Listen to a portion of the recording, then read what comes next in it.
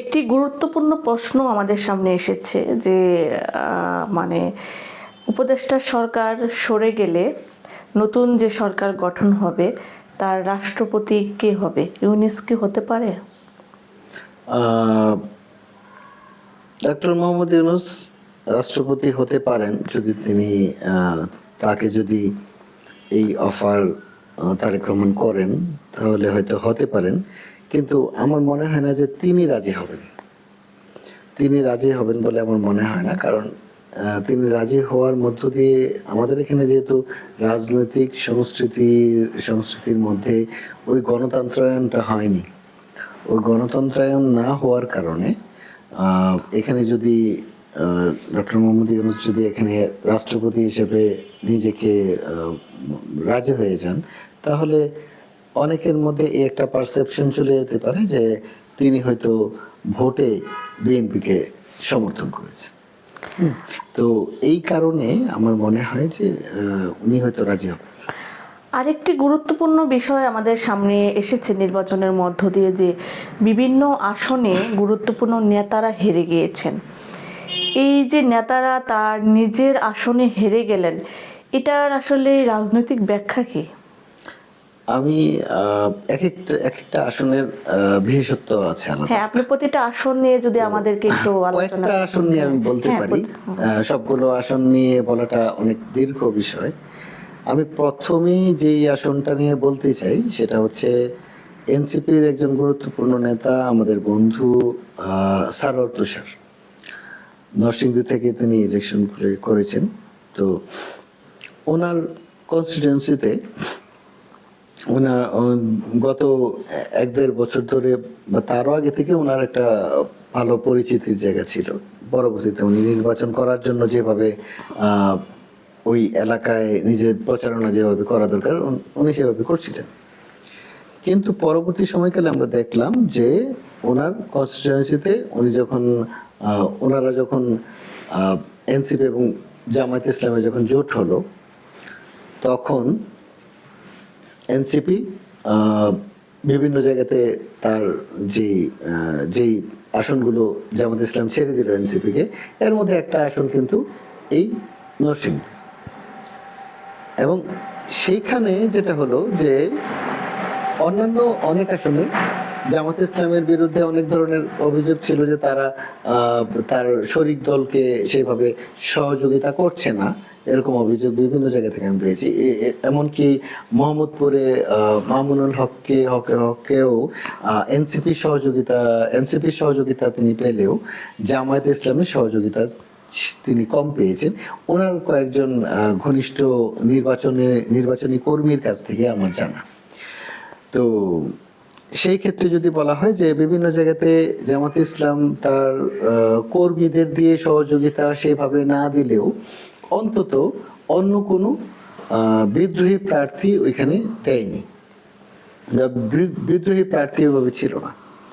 কিন্তু নরসিংদীতে দাঁড়িপাল্লার প্রতীকে উনি কিন্তু বিদ্রোহী প্রার্থী না, দাঁড়িপাল্লা প্রতীকে আরেকজন নির্বাচন করেছেন এবং তিনি জামাত ইসলামের কেন্দ্রে যে খুব মানে খুব শক্তিশালী বা প্রভাবশালী কোনো নেতা তাও না। তো সেখানে শেষ পর্যন্ত দেখা গেল যে বিএনপি জয়লাভ করেছে এবং সারোয়ার তুষার তৃতীয় স্থানে চলে গিয়েছে, কারণ সারোয়ার তুষারের যে ভোটগুলো সেই ভোটগুলো তাকেই মানুষজন ভোট দিয়েছে, জামাত ইসলামের ভোট তিনি পাননি। তাহলে এটা কি নৈতিক কোনো ব্যাপার আছে কিনা আমি আসলে জানতে চাচ্ছি। এটা আসলে সারোয়ার তুষার এবং এনসিপির এটা প্রথম থেকেই বলা দরকার ছিল, যেটা তারা বলেনি। এটা তারা কিভাবে আসলে রাজনীতিটা দেখেছে বা নির্বাচনটা কিভাবে দেখেছে। অন্যান্য জায়গাতে যদি এনসিপির প্রার্থীদের সঙ্গে দাঁড়িপাল্লা প্রতীকের কোনো প্রার্থী না থেকে থাকে, ওইখানে কেন ছিল এবং এইখানে আসলে তার দলীয় সমর্থনটা কেন তারা ওই নেতা পেয়েছেন, জামাতের স্থানীয় সেই নেতা কেন পেয়েছেন, এবং এটা সারোয়ার তুষারকেই কেন টার্গেট করা হয়েছে এইটা। এবং সারোয়ার তুষার যেহেতু এনসিপির খুবই গুরুত্বপূর্ণ নেতৃত্ব এবং এনসিপির আমার মনে হয় যে তার মতো কয়েকজন সংসদে থাকলে, বিরোধী দলে থাকলে সেটা হয়তো আরো পার্লামেন্ট আরো অ্যাক্টিভ হতে পারত। তো এটা আমার ব্যক্তিগত মতামত।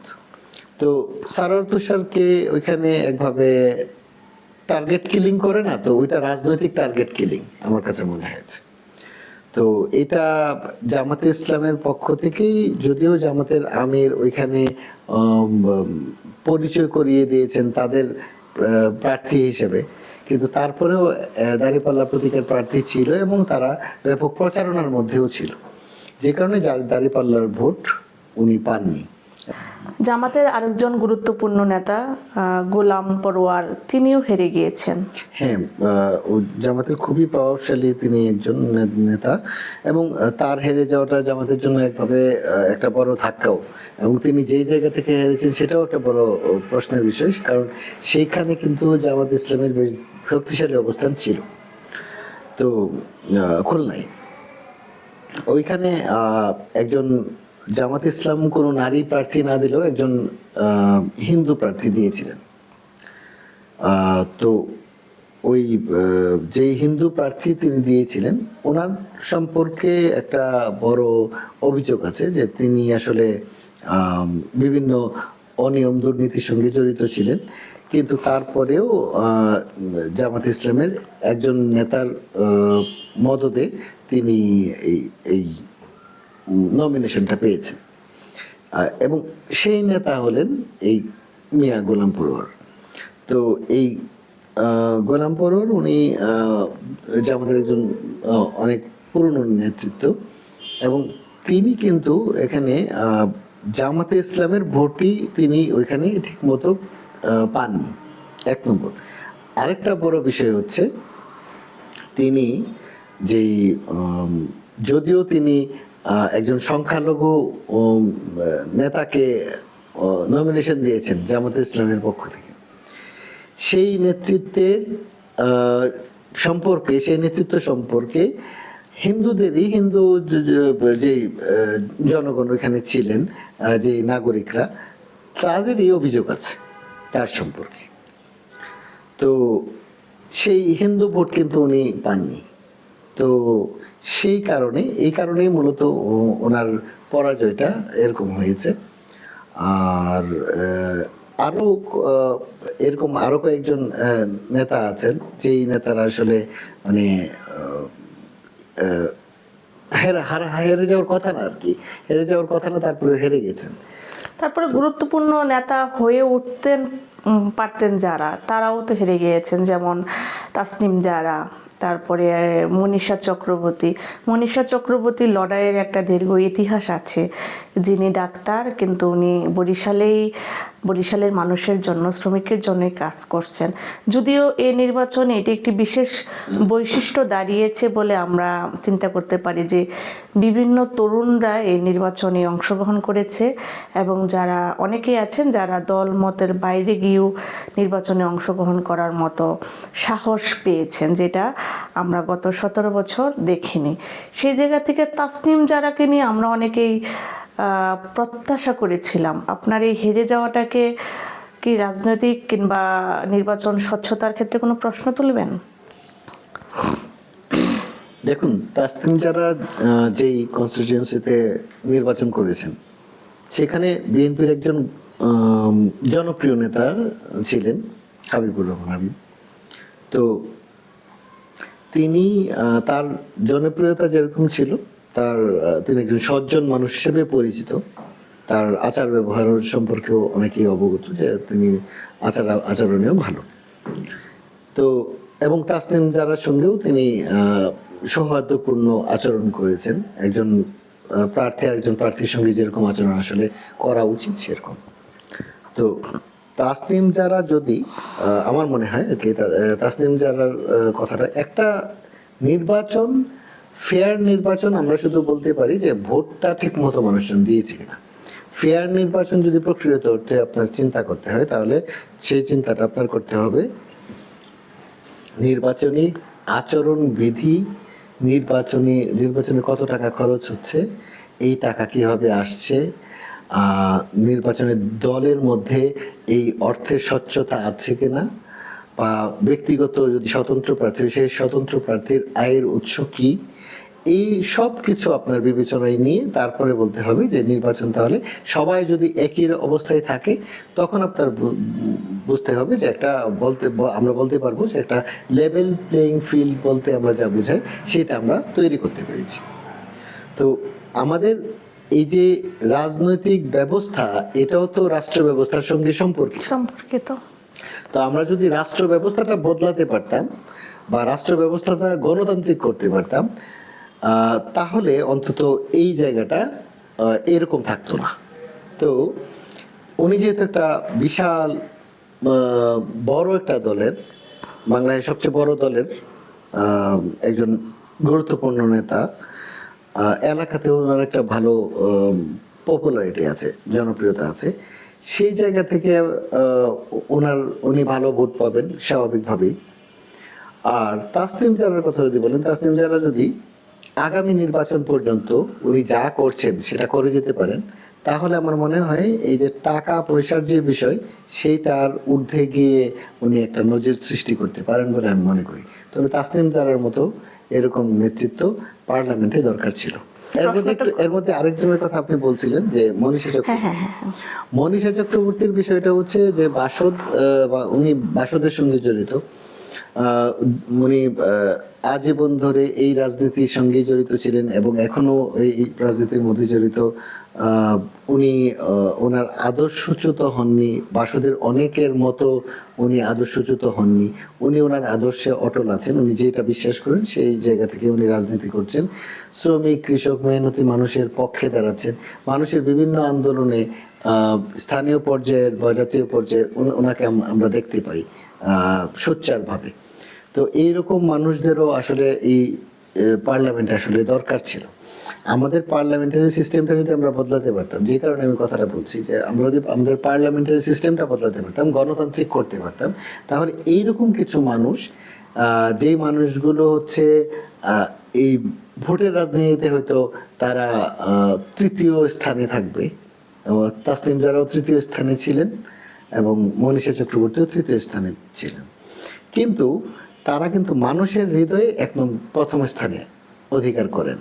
তো ওই মানুষগুলোকে পার্লামেন্টে নিয়ে আসার জন্য একটা ব্যবস্থা যদি থাকে, সেটা উচ্চ কক্ষের মধ্য দিয়ে হোক অথবা অন্য কোনো বিরোধী দলের বিশেষ কোনো কোটাই হোক, সেই পর্যায়ে হলেও এরকম কিছু মানুষদের আসলে পার্লামেন্টে থাকার দরকার আছে বলে আমি মনে করি। আর এরপরে আপনি যেটা বলছেন, আপনি নির্বাচনের আগে নানানভাবে প্রেডিকশন করেছিলেন যে এনসিপি যে রাজনৈতিক দল গঠন হয়েছিল গণঅভ্যুত্থানের পরে, তারা 7 থেকে 8টি আসন পাবে। এই নির্বাচনে তারা 6টি আসন পেয়েছে। এবং আপনি আরেকজন ব্যক্তির কথা বলেছিলেন এনসিপির সার্জিস আলম, যিনি নির্বাচিত হবেন, কিন্তু তিনি হেরে গিয়েছেন, আর নাসিরুদ্দিন পাটোয়ারি হেরে গিয়েছেন। সার্জিস আলম হেরে যাওয়ার আসলে কারণটা কি, ব্যাখ্যা কি? তিনি তো ওইখানে জামাতের খুব যে রাজনৈতিক নীতি, নৈতিকতা সবই গ্রহণ করেছিলেন এবং সেই লেবাস কিংবা সেই মতেই চলছিলেন। জনগণ কেন তাকে গ্রহণ করলেন না? আপনি যে বড় প্রার্থীদের হেরে যাওয়ার কথা বলছিলেন, এর মধ্যে কিন্তু একজন সার্জিস আলম, হাসনাত বা সার্জিস আলম, তারা জিতবে আমি অন্তত ধারণা করেছিলাম। তো সার্জিস আলমের জিততে না পারার পিছনে একটা বড় যে জায়গা আমি দেখি, সেটা হচ্ছে খুব অল্প ব্যবধানেও তিনি হেরেছেন, খুব বেশি ব্যবধানেও তিনি হারেননি। তো তার একটা বড় বিষয় হচ্ছে তিনি জামাতে ইসলামের যেইভাবে লেবাস ধারণ করা থেকে ধরে ভাষাগত জায়গা, প্রচারের ধরন, সব জায়গাতেই পুরো জামাতের যে একটা সাংস্কৃতিক জায়গা, সেটা উনি ধারণ করার চেষ্টা করেছেন। তিনি এর আগে ছাত্রলীগ যখন করেছেন তখন ছাত্রলীগের মতোই ছাত্রলীগ করেছেন। আবার যখন এনসিপি করেছেন বা বৈষম্য বিরোধী আন্দোলন করেছেন তখন খুব অ্যাক্টিভ ছিলেন নেতৃত্বে। কিন্তু এনসিপির সময়ই তো তার প্রশ্ন উঠেছিল যে সে আসলে যে কোনো সুযোগে যে কোনো দল বা রাজনীতিতে যেতে পারে। সেটা তো যেতে পারি, মানে এটা তো আমরা এর আগে সাদিক কায়েমকে বা ফরহাদকেও দেখেছি ছাত্রলীগের সাথে যুক্ত থাকতে, তো তারা তো সেখানেও শিবিরের রাজনীতিটাই করেছে। তো সেটা তারা ওইখানে সুপ্ত অবস্থায় বা গুপ্ত অবস্থায় যে ভাষায় আপনি বলেন না কেন, তারা কিন্তু তাদের রাজনীতিটা করেছেন, তো সেই রাজনীতিটা তারা করতে পারেন। তো সার্জিস আলম যেটা করেছেন সেটা উনি যখন যে রাজনীতিটা করেছেন সেটা খুব একাগ্রতার সঙ্গে করেছেন আমার কাছে মনে হয়। এবং উনি দেখেন যে যখন ছাত্রলীগ করেছেন তখন ছাত্রলীগের পক্ষে ওনার অকাট্য সব যুক্তি ছিল, উনি ভালো ডিবেটার ছিলেন, ডিবেট করতেন, বিতর্ক করতেন, ভালো বিতার্কিক। তো উনি কিন্তু ভালো যুক্তি দিয়ে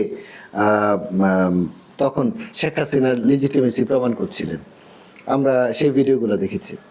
আবার যখন আমরা দেখি যে যখন বৈষম্য বিরোধী আন্দোলনের সময় তখন তিনি ব্যাপক সোচ্চার, তিনি শেখ হাসিনার বিরুদ্ধেও ব্যাপক সোচ্চার ছিলেন।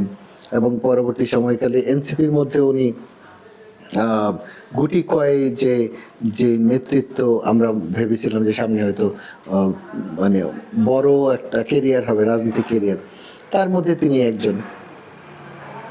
আবার জোটের সময়কাল থেকে আমরা দেখলাম যে তিনি আবার ওনার অবস্থান আরেকটা পরিবর্তন আমরা দেখলাম, যে সেখানে উনি এনসিপির অনেকেই কিন্তু নির্বাচন করেছেন কিন্তু নিজেদের পুরোপুরি স্বকীয়তা নষ্ট না করে। যেমন আমরা হাসনাতকে হাসনাতের মতো দেখেছি, হাসনাত কিন্তু গিয়েছেন মানুষের বাড়িতে, যখন গিয়েছেন আমরা দেখেছি যে বা আমরা শুনেছি জেনেছি হাসনাতের কাছের মানুষজনকে না, হাসনাতের বিরোধী মানুষজনের কাছ থেকে জেনেছি হাসনাতের সে আগের মতোই ছিল, স্বাভাবিকভাবে মানুষের সঙ্গে কথা বলছেন, বাড়ির ভিতরে ঢুকে যাচ্ছেন, একজন ভিতরে ঢুকে বাড়ির ভিতরে ঢুকে যেভাবে গ্রামের মধ্যে কথা বলতে হয় ওইভাবে কথা বলছেন দেবীর ধারে। তো তার একটা স্বতঃস্ফূর্ততার জায়গায় এরকমই ছিল। কিন্তু সার্জিসের মধ্যে আমরা সবসময় দেখি যে উনি যেটাকে গ্রহণ করেন সেটা খুব কঠোরভাবে গ্রহণ করেন। উনি এবার পুরোপুরি জামাত হয়ে গেলেন, এবং জামাত হয়ে যাওয়ার কারণে যেটা হয়েছে ওইখানে তো ওনার জামাতি ভোটের, জামাতের তো এটা মূল ঘাঁটি ছিল না, ওটা কিন্তু জামাতের ঘাঁটি না, এরকম না যে এটা জামাতের ঘাঁটি যে এখানে সব জামাতের ভোট। যেমন মিয়া গোলাম পরোয়ার যে জায়গাতে নির্বাচিত হতে পারলেন না সেখানে কিন্তু উনি জামাতের নির্বাচিত না হওয়ার কোনো কারণ ছিল না। কিন্তু সার্জিস আলমের যে জায়গা, উনি যেখানে নিজের এলাকায় উনি নির্বাচন করেছেন পঞ্চগড়ে, তো ওইখানে কিন্তু ওইটা এরকম জায়গা না যে জামাতের ঘাঁটি ওটা, তো সেখানে কিন্তু এর বাইরে জামাতের বাইরে অনেক ভোট আছে। তো সেই ভোটে উনি আসলে ভোটগুলো মিস করেছেন জামাতি কালচার এবং জামাতকে আত্মস্থ করার মধ্য দিয়ে।